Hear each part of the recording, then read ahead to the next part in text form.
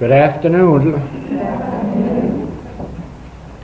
I was a little bit concerned that when our students other parts of the world hear these tapes, they weren't going to believe really and truly that they were our classes, because there was no drilling on them and no streets being dug up, no fire wagons going by. But I see outside that that's taken care of today.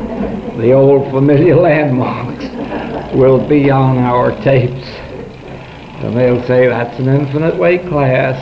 If we close those windows, you see that sound, the noise. Won't be necessary.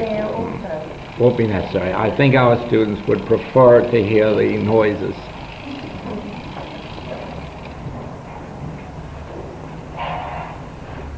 Something a little bit different is taking place in this class.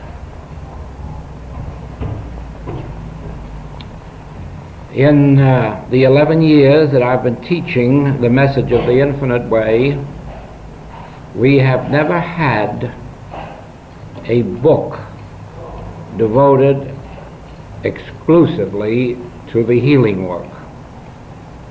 And each time that it has come to my thought to have such a book, that which guides me says no.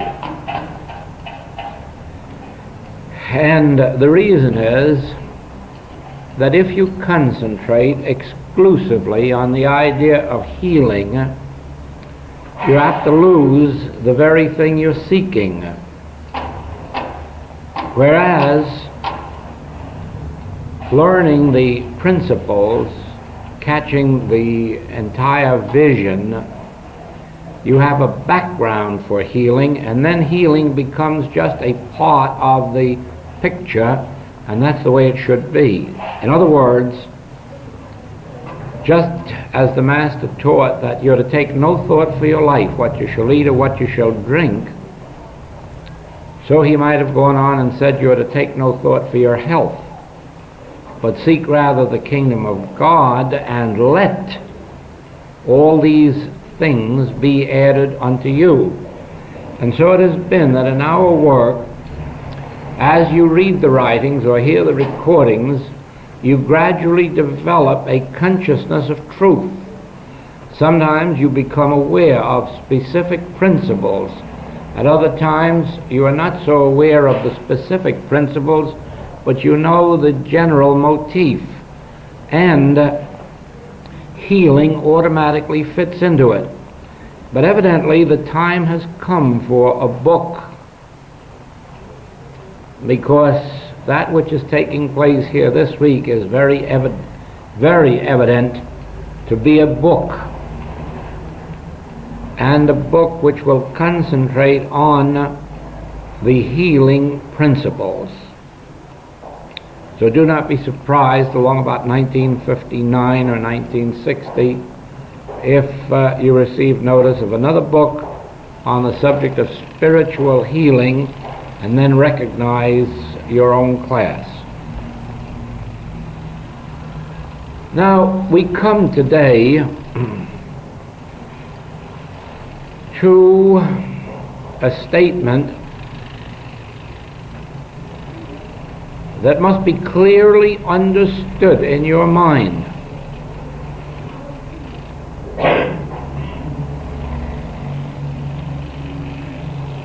It can be misunderstood and has been misunderstood, but let no one in this class misunderstand when I tell you that all healing is a result of individual consciousness. Your individual consciousness or mine, or someone else's. In other words, healing is not dependent on God.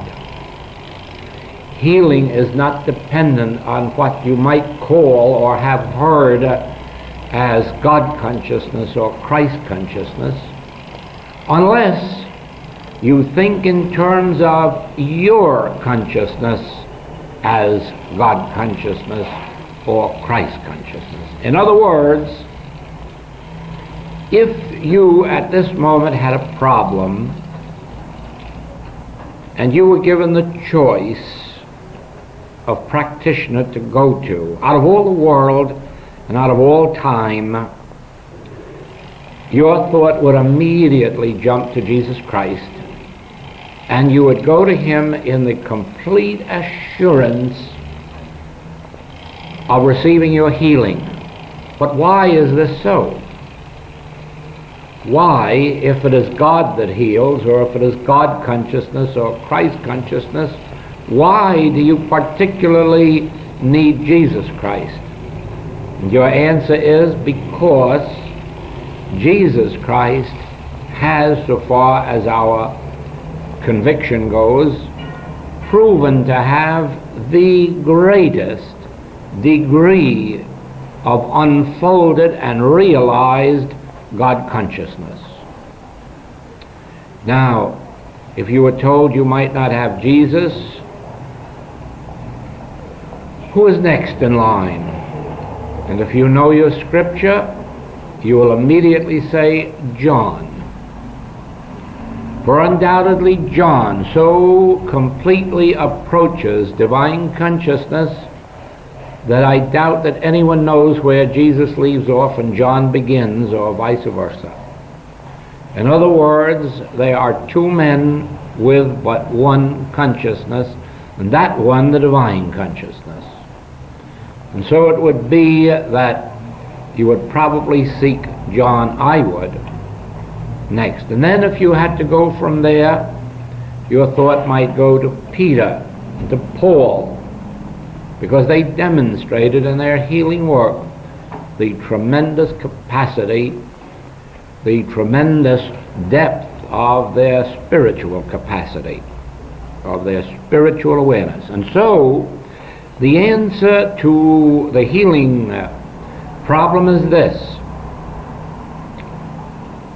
the healer is individual consciousness.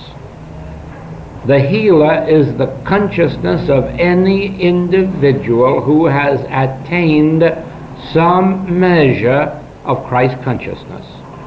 And the measure of it, that is, the measure that they have attained, determines the degree of the healing work. Now,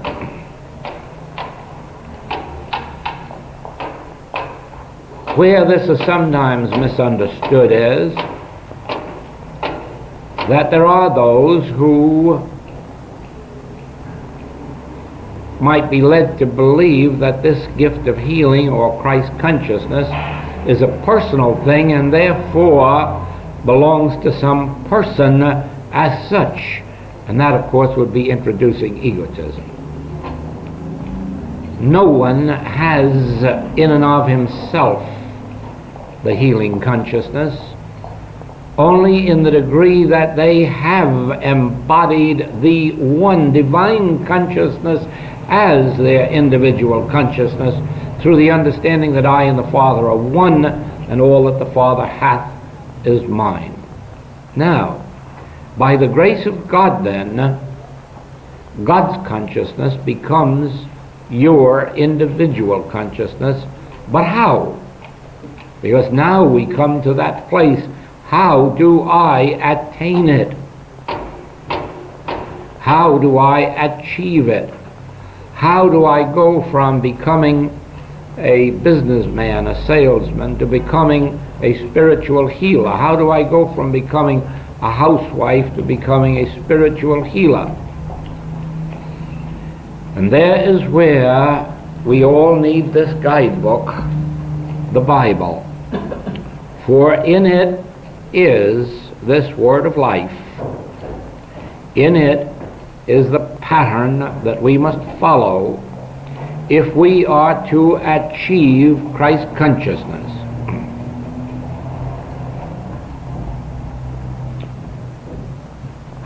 At every step of your unfoldment, remember that you could make no progress without the grace of God.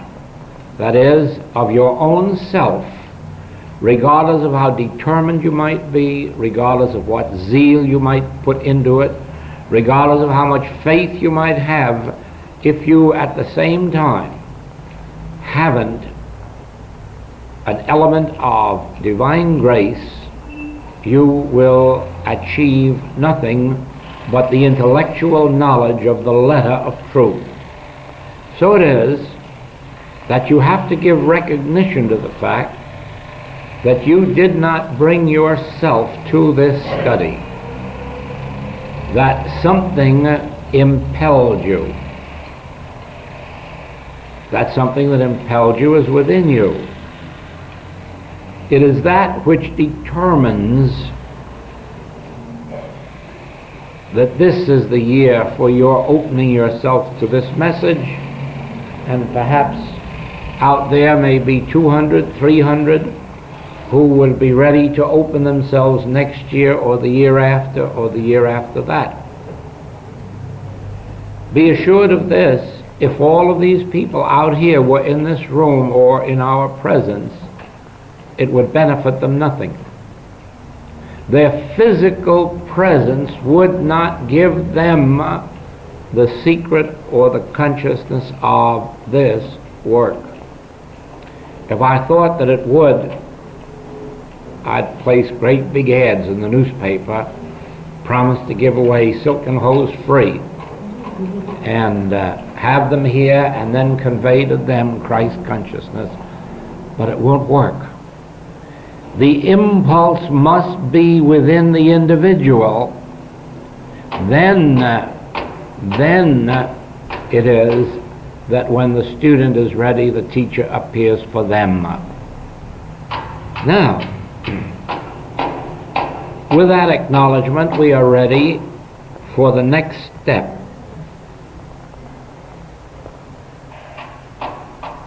There is no better way of arriving at what constitutes Christ consciousness than to study the four Gospels to see what manner of man Jesus was and what his teachings were, and then seek, insofar as it is possible, to emulate his ways. As you study these Gospels, you will learn, first of all, that he tells you how to pray. He also tells you how not to pray. He tells you what to pray for, what not to pray for. He tells you about praying in secret. He tells you about doing your good deeds without letting anyone in the world know that you're doing them, just trusting the invisible presence within yourself to know it and openly to reward. Then watch how he tells you that it profiteth you nothing to pray for your friends, that you must pray for your enemies. Pray for those who persecute you. See everything that he has said on the subject, read everything, study everything on the subject of prayer, and then remember this, that you can only develop Christ consciousness in proportion as you can fulfill the life that he showed forth and follow the plan he gave. For every word he gave is a lesson unto us to go thou and do likewise. Now, you are told in this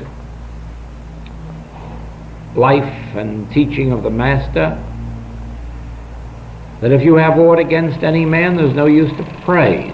And so we had our lesson yesterday. Start all prayer from the standpoint of purifying yourself.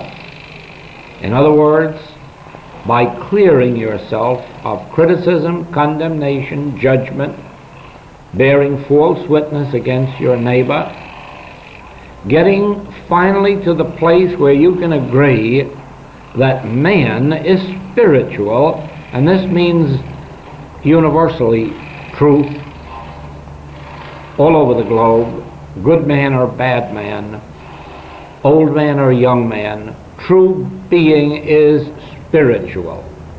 Then when you've done that, you have forgiven. And again you'll find in the Master's teaching that you are only forgiven your own debts in proportion as you forgive your debtors.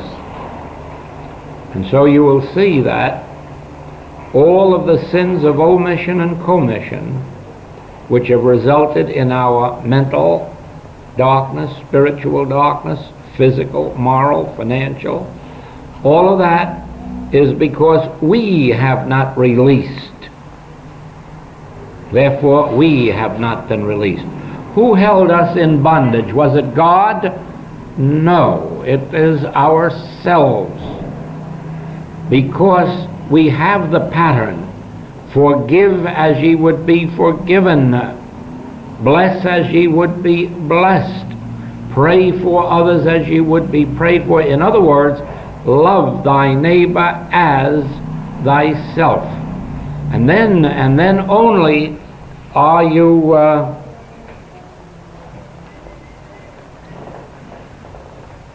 in the position of receiving grace. I'm going to digress for just a minute to take up with you the subject of supply, because it works in at this very point.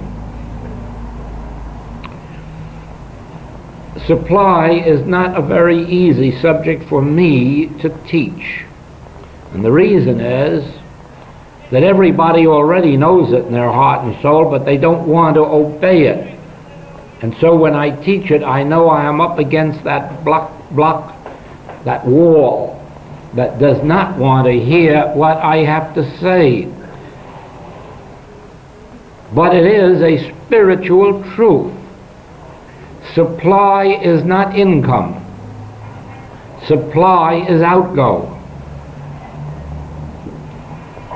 Now the human sense testifies otherwise, but spiritual law down through the ages has proven that everyone who is attempting to get supply by getting is getting less. The few materialists that disprove that always end up by proving that this is the truth. Now, supply is one of the easiest demonstrations that a spiritual student can make, because there's no limit to what a spiritual student can start to give away. You see, we are not dealing with amounts like a certain amount of dollars or pounds when we're talking about giving away. We're talking about giving. And giving has no relationship to amounts. It has to do with the degree of our givingness. So that it isn't necessary to give anything that you can't afford. It isn't necessary to decide on a sum of money that you can't possibly achieve. Givingness is the acknowledgement that supply is through giving. And then begin. Now, we may have, to start with, we may have to do a lot of giving of forgiveness. We may have to do a lot of giving up of the material concepts that we entertain of people. And we may have to give a lot of cooperation where we're now withholding it. We may have to give a lot of patience where we're not giving it. We may have to give up the desire to get recognition, reward, remuneration, gratitude, cooperation. Give it all up in the realization that it isn't what I get that is my supply, it is what I give.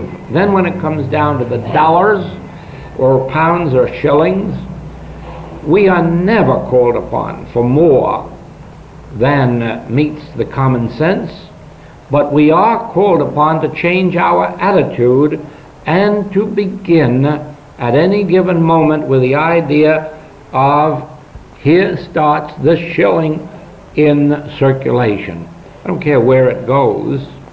as long as it starts out in circulation.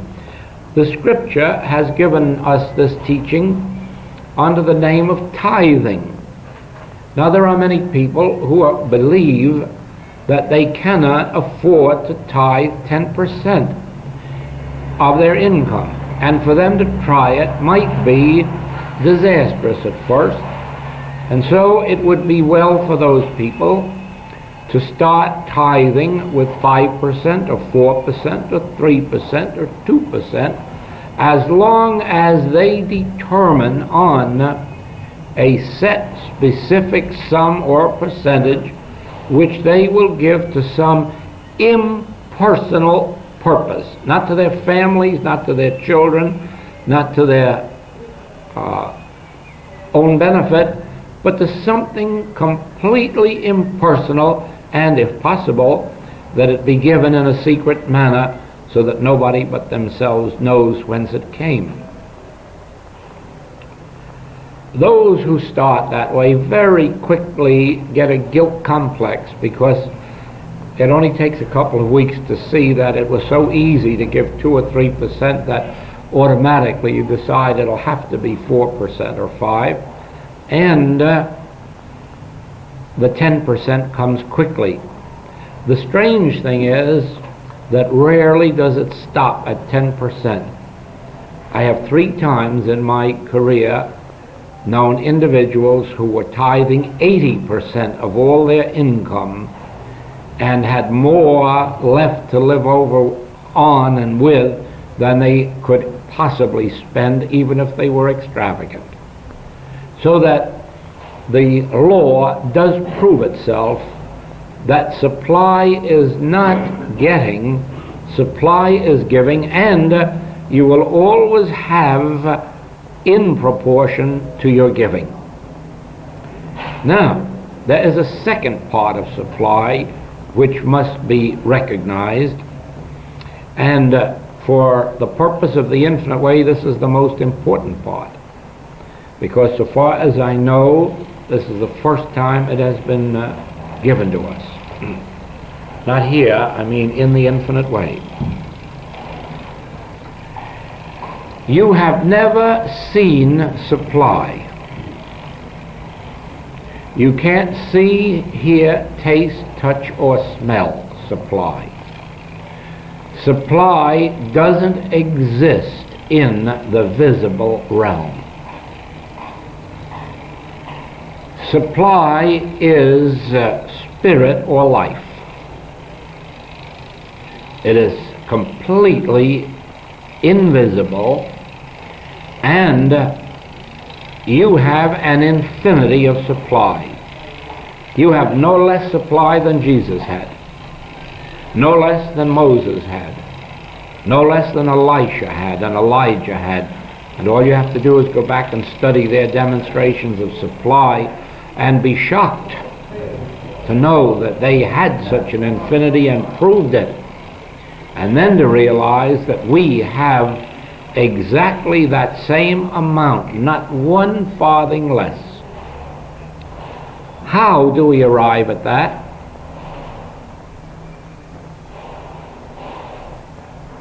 Since God is infinite, there exists nothing but God. Then God must be all the supply there is.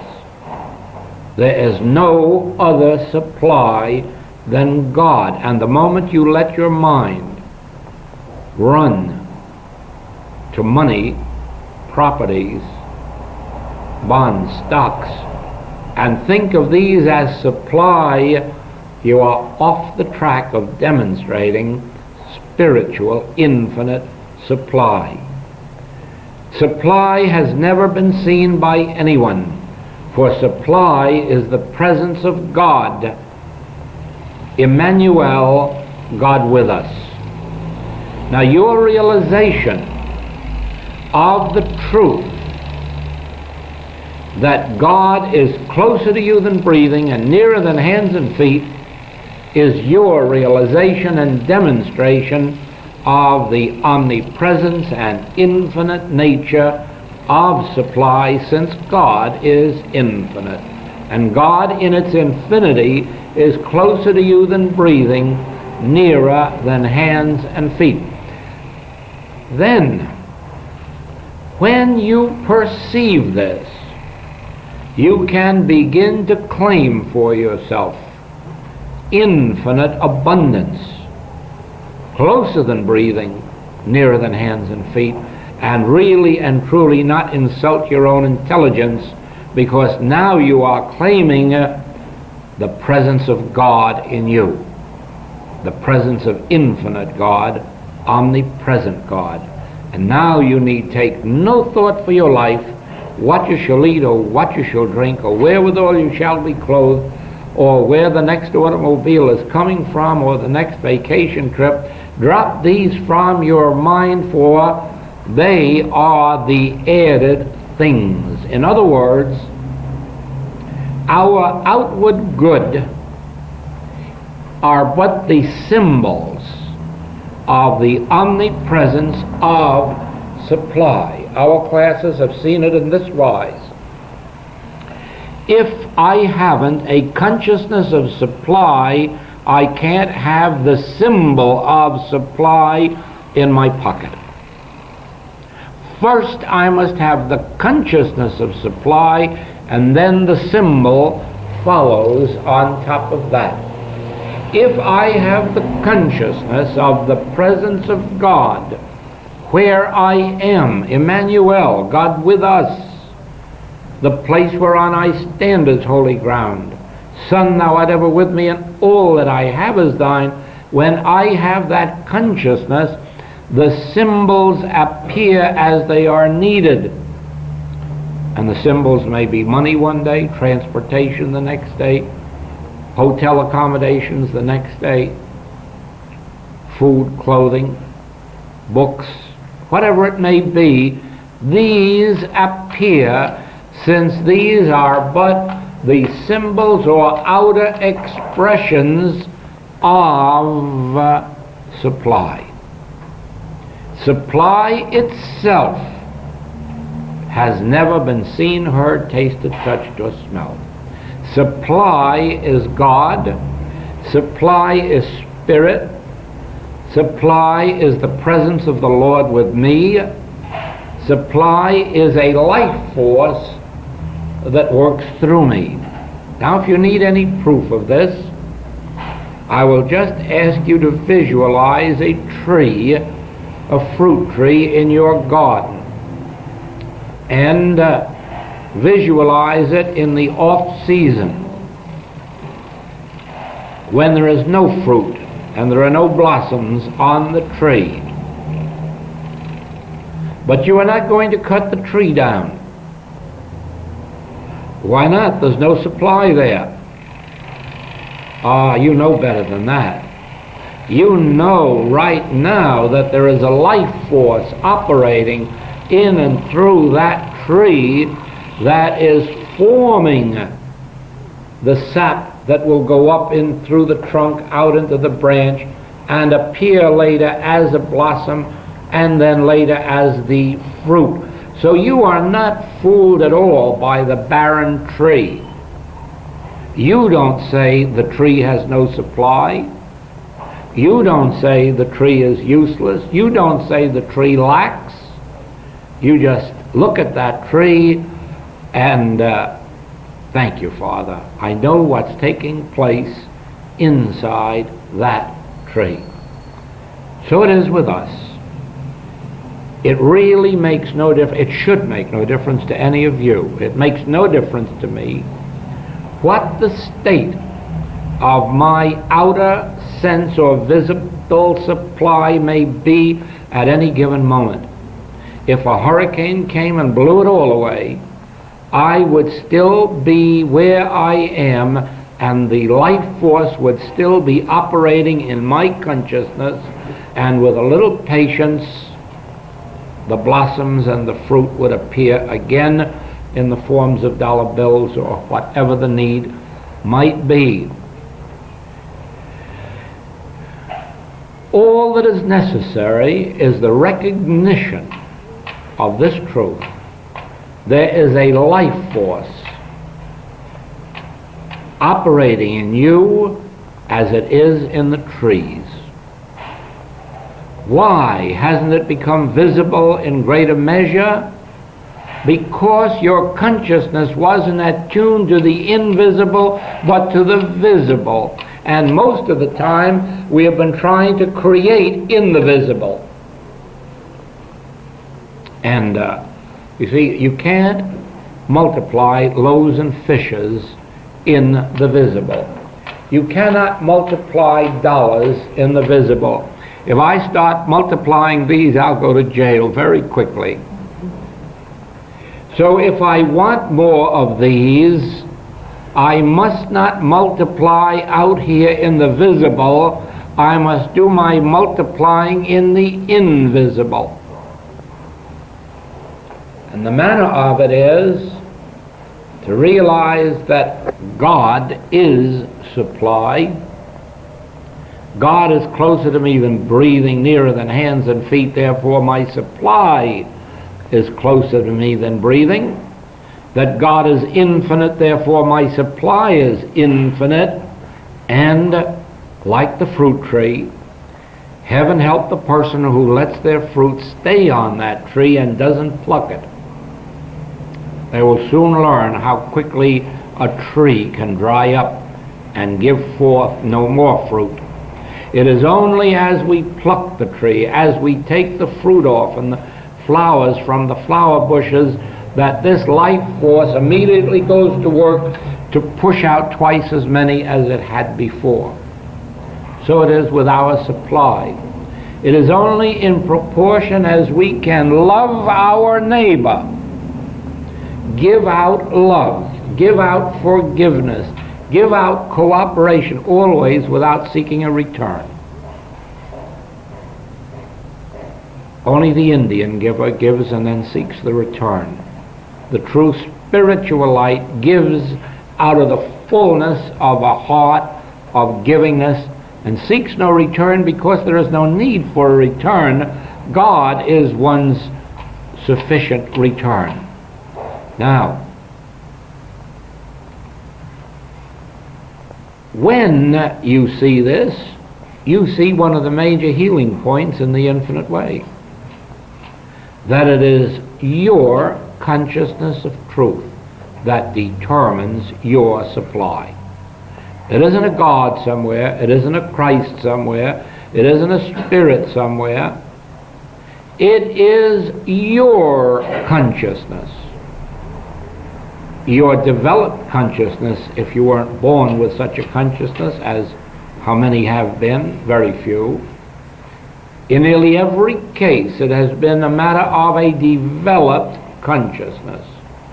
Elijah wasn't even sure of Elisha's consciousness and put him through the test to see whether he had arrived at Christ's consciousness. So it is.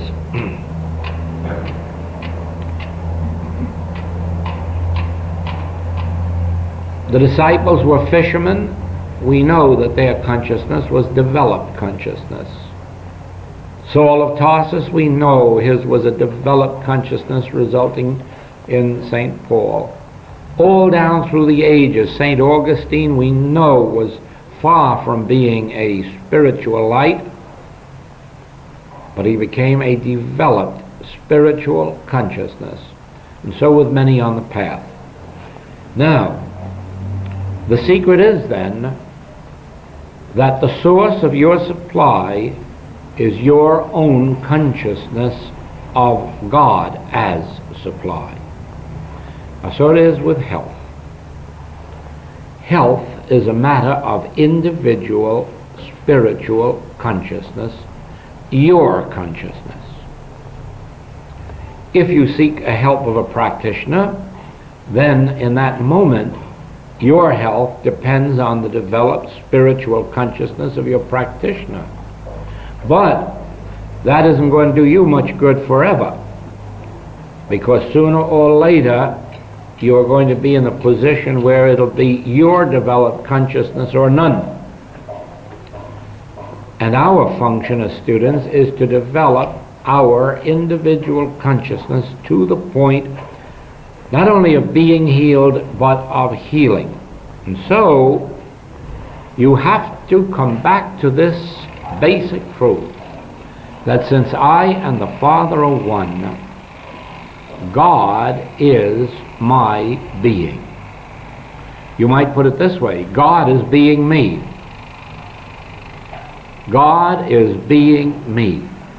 God is living my life. I live, says Paul, yet not I. Christ liveth my life.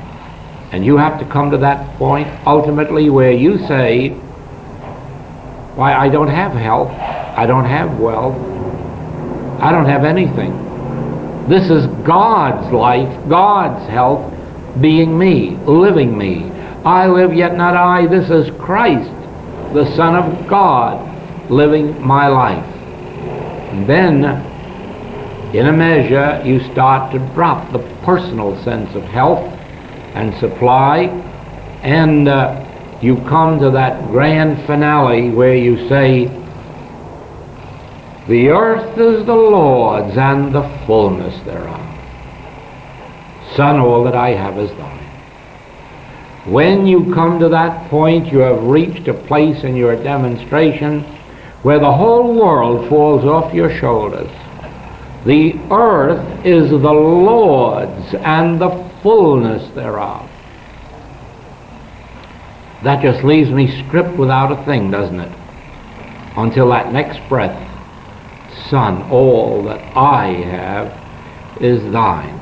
Now my mortality has been swallowed up and I'm clothed with immortality. My finite sense of self has been swallowed up, and now I'm clothed upon with God's immortality, God's infinity, God's grace, God's presence, God's power. And so I can truthfully say, I have no power. I of my own self can do nothing. I of my own self am nothing. If I speak of myself, I bear witness to a lie. The Father is my life. The Father is my supply. So it is. In these days through which you are living,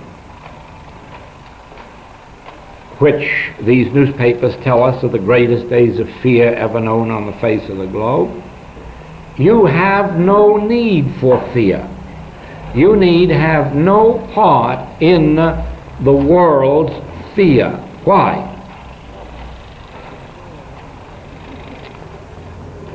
As far as the world is concerned, no defense has been found, no bomb-proof shelter which is secure against these nuclear bombs. Therefore, well, just realize it. Our life is dependent on the good nature of Mr. Khrushchev. Now, isn't that a terrible thought to have for a godly people? Isn't that terrible? Of course it's terrible because it isn't true, is it?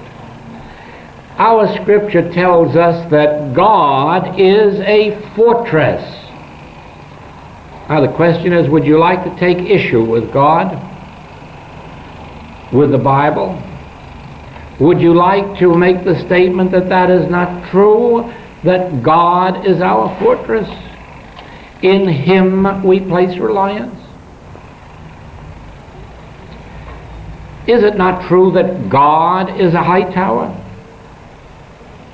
Is it not true that we live and move and have our being in God? Do we need God and matter too? Do we need God and cement too? Haven't we proven over and over again that we don't need God and medicine? And haven't many proved that we don't need God and cement? That we don't need God and stone fortresses? God is our fortress, but that must be taken literally. God is a spirit, and God is infinite, and nothing can enter God that defileth or maketh a lie. And our life is hid with Christ and God. Now you see that without the practice of these truths, the Bible is nothing more nor less than a book on a table. It is not a living, demonstrable word. Actually, it is true that I and the Father are one, and therefore I live in God and God in me. I in thee and thou in me, for we are one. But just as you have to see that supply is invisible, health is invisible, so you have to see that safety and security are invisible properties of God, and you're in them. You dwell in the secret place of the Most High. You don't go there Sundays exclusively. You are there morning, noon, and night. You dwell, you live in the secret place of the Most High. You live and move and have your being in God if you realize that you yourself are invisible. You must remember that I am invisible. You do not see me. You are just looking up here at my body, and I am looking at yours. I can't see you unless, with my eyes closed, I can reach back inside of your eyes, and back there I'll find you, and I can begin to tabernacle with you and know you as you really are. I'll never get to know you by looking outwardly at your form, nor will you get to know me. For the form is but the visible evidence of me, just like the dollars are only the visible evidence of my supply. My supply is invisible, and I carry it wherever I go, even into my shower bath. But the visible evidence of it is outside. And so it is that I am invisible, but the visible evidence of me sits in this chair. And that is the form. But if you destroy this form, I will still be here. I will never leave you nor forsake you. Whithersoever thou goest, I will go. I will be with you unto the end of the world. And if it should be necessary, in 3 days I could raise up the form again that has been destroyed. If it's not necessary, I will go on about my business, but I will be here where I am, which is where you are, for I am you. I is God, and I is the life of you, so I am the life of you. Do you see that? The whole secret of spiritual living has to do with the invisible. It has to do with your recognition of the fact that your life is invisible. It is hid with Christ in God. Bullets can't do anything to it. Flames can't burn it. The Bhagavad Gita, I believe in the third chapter, third chapter, tells us that nothing, swords cannot touch it, fire cannot burn it, water cannot drown it. Life is invisible. My life is invisible. It is hid with Christ in God. And the Master taught the same thing, that if you destroy this temple, this visible form, in 3 days I will raise it up again. Why? Because you will not have touched I. You will not have touched me. And so it is that with every bit of destruction, construction begins at once. Now, all of this applies in the practice of our healing work, because we are dealing with the health of the body, the health of our supply. We are dealing with problems of safety and security. Every one of these problems comes to a practitioner. Students go traveling and want help. They want to be assured of safety and security on their journey. And there's only one way you can give it to them, and that is to assure them that they will never be in an airplane or in a ship or in a train or in a submarine. that these will always be in the student, since the student is infinite consciousness, the consciousness of God in which everything is embodied. And therefore, you will carry your airplane inside of you instead of you being inside of your airplane. Why? Because you are an invisible infinity, God made flesh. God is your being, therefore your being is infinite. Your being includes within itself every mode of transportation. Your students and patients will be traveling a lot by automobile, and many times they'll be fearful of the so-called bad drivers on the road and drunk drivers on the road. But this will not come nigh thy dwelling place if you can assure your student that they are never in an automobile. They're carrying the automobile in them.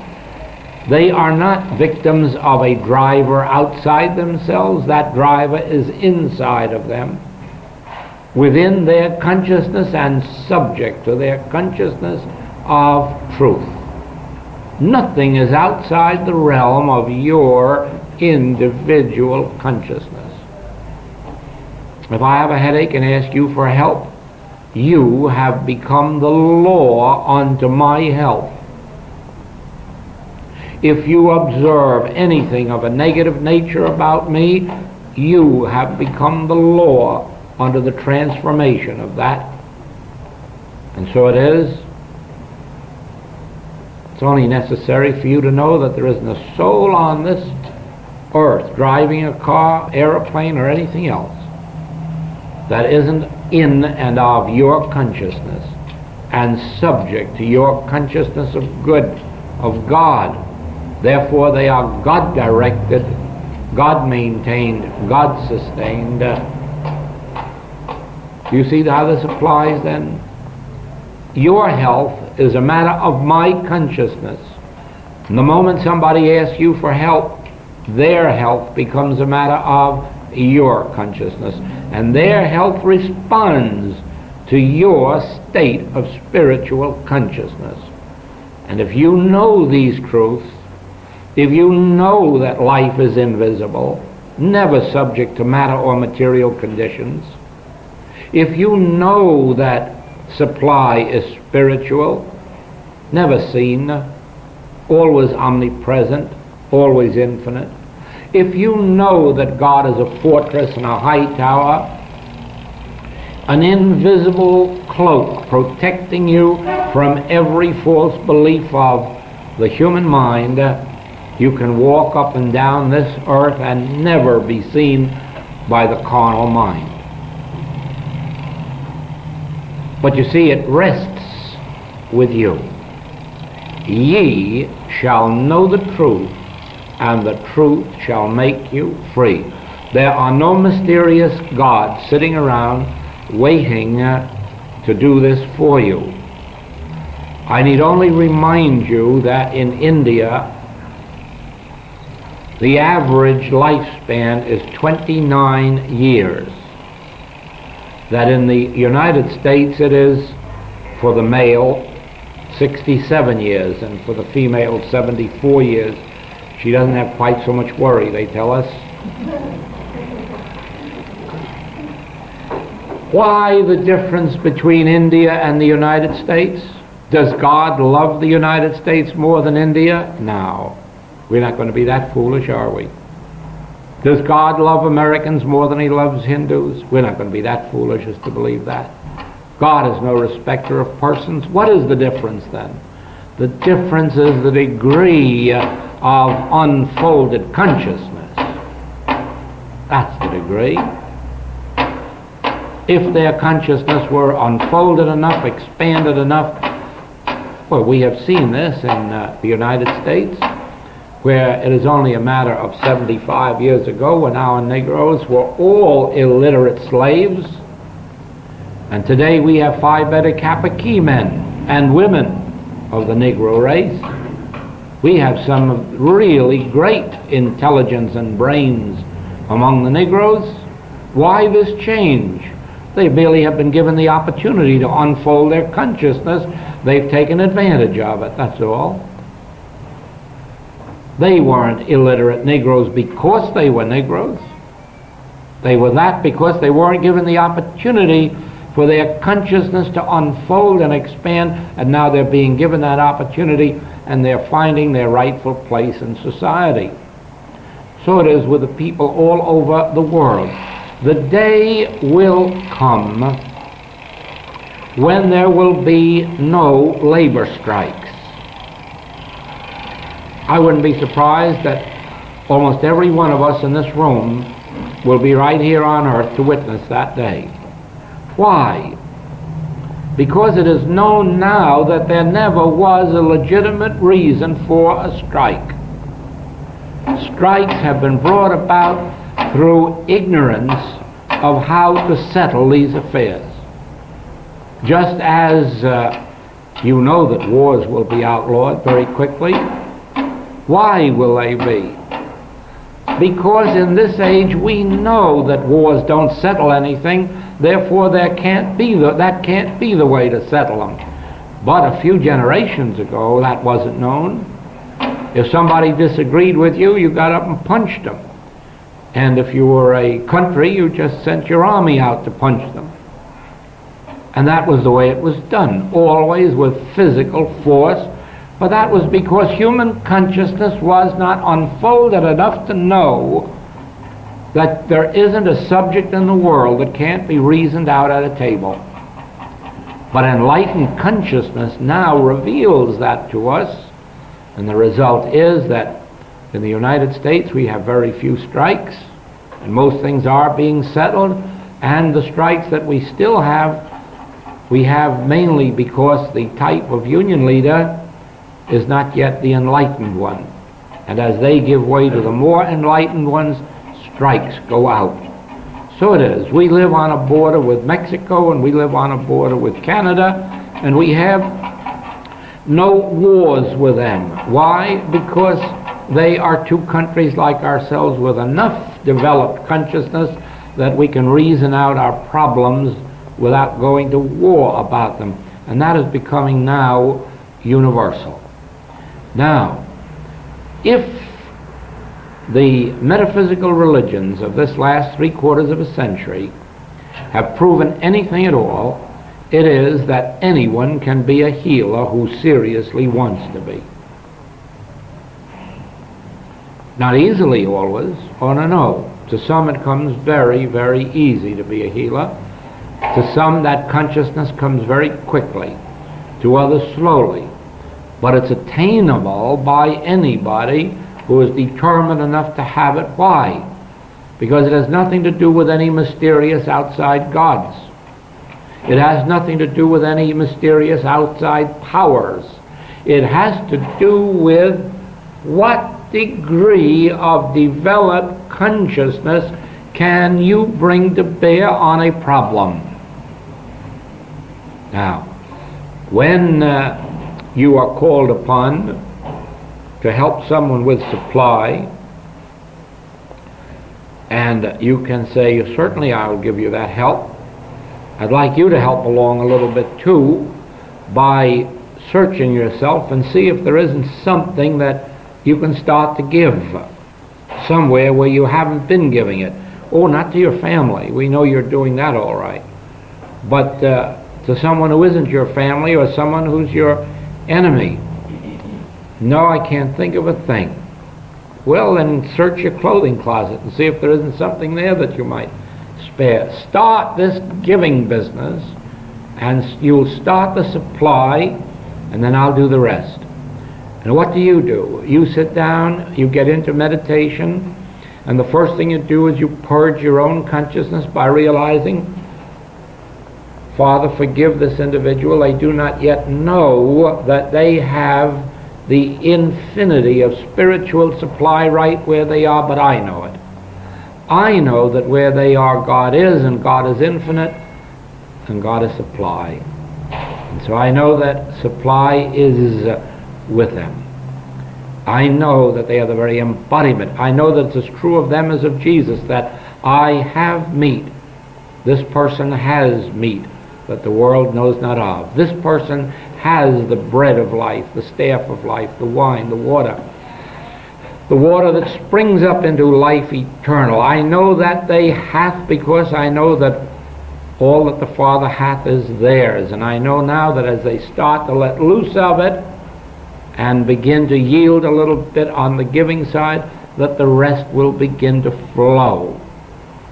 And soon you'll find out that your knowing this truth set them free from the belief of lack and limitation. Someone comes to you with a physical disease. Practice according to the infinite way, and if they want to tell you what the disease is and where it hurts them, let them, but don't hear them. Don't ever listen. Don't take it in, because you might believe it. If you believe it, you can't heal them. In our work, we do not care whether it's the head that hurts or the foot. We do not care whether it's internal or external. Why? Because we're not physicians. We don't know anything about anatomy, physiology, biology, chemistry. So we care nothing about the name or the nature of the disease that is bothering anyone. We care only for one thing. They have asked for help. Therefore, they must have enough faith to fulfill the Master's requirement. Do you believe that I can do this thing? Well, the chances are that if they've asked for help, they believe it. If they ask for help not believing, they may not get it. But if there is a grain of hope or confidence within them that they will get it, they will get it if your consciousness of truth is correct. If you go within and wipe out of yourself all bearing a false witness against your neighbor and begin to know that this child is the very child that I am, for we are one in Christ Jesus, and all that I have is his or hers. All the help, all the harmony, all the peace, all of divine grace. And by abiding in the spiritual truth until you feel a little sense of release or peace within yourself, you will bring healing to your patient. Now, I must briefly touch on this.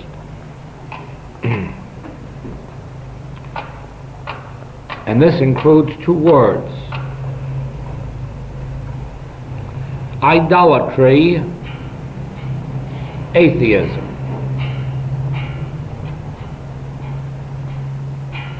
It is idolatry to believe that there is any power in form or effect.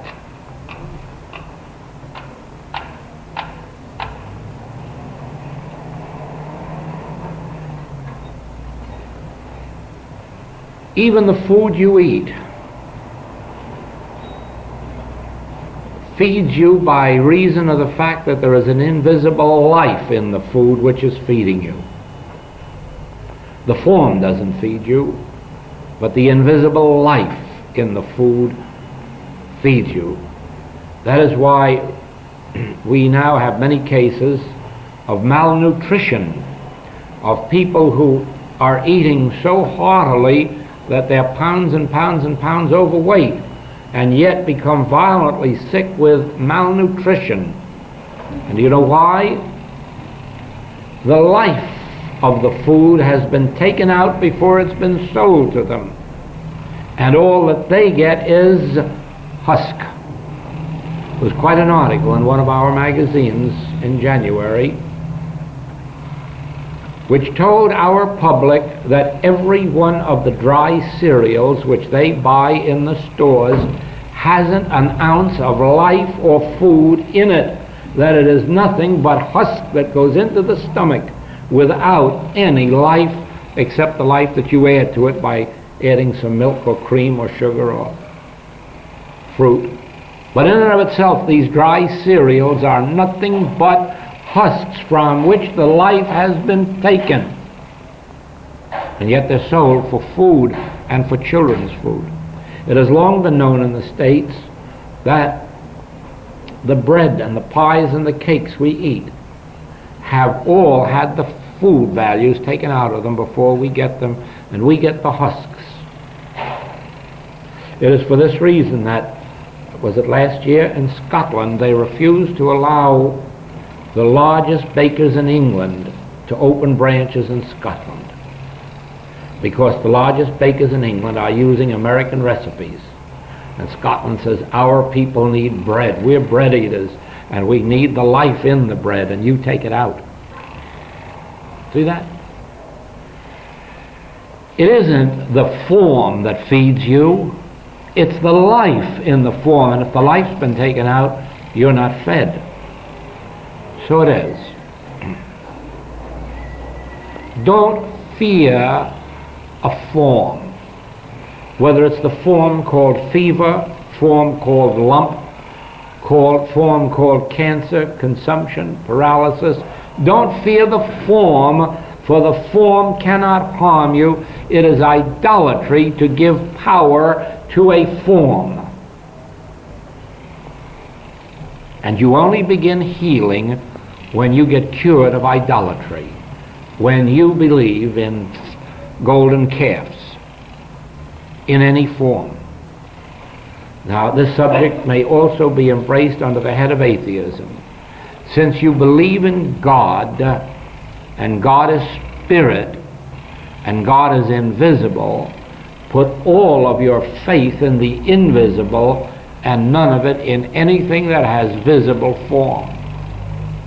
Do not fear, hate, or love that which is visible. Use everything that's usable. Enjoy everything that's enjoyable. But don't put your hope and your faith in it. Don't put your hope and faith in a bomb-proof shelter. It may not stand up under the test. Don't put your faith in man whose breath is in his nostril. He may not prove up to the responsibility you place on his shoulder. You know that God is spirit, and spirit is invisible.